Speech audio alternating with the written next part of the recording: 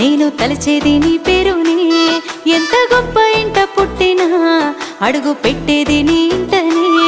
ఆ రామయ్యకే మొక్కినా నీ సీతనేనైతనని, ఎన్ని కష్టాలు ఎదురొచ్చినా